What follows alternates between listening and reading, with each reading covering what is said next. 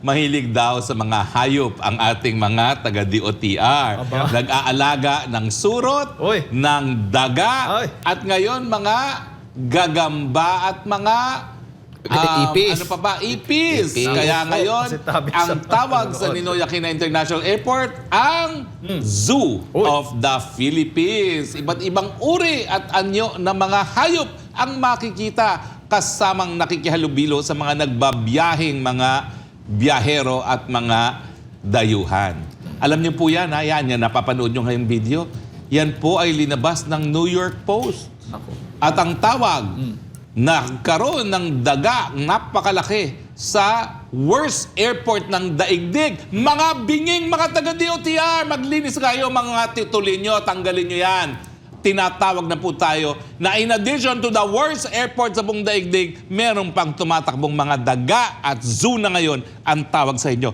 Ang kakapal ng mukha ninyo!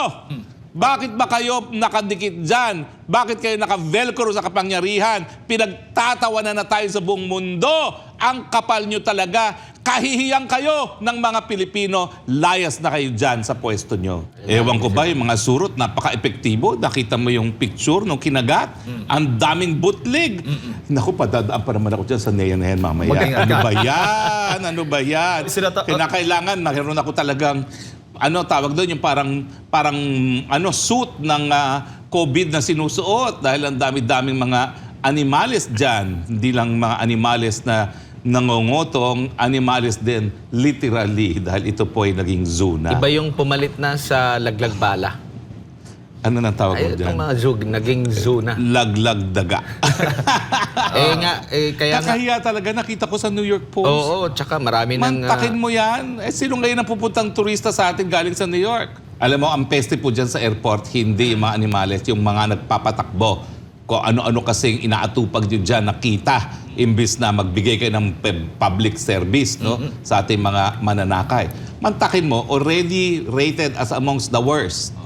Tapos, tayo lang airport na nagba-brown out. Tapos, ngayon may daga, may ipis, may surot. Eh di, ang dapat exterminate dyan, yung nagpapatakbo sa DOTR. Yan ang solusyon dyan. Exterminate na sila. Dahil sila ang tunay na peste sa lipunan. Nakakaya kayo.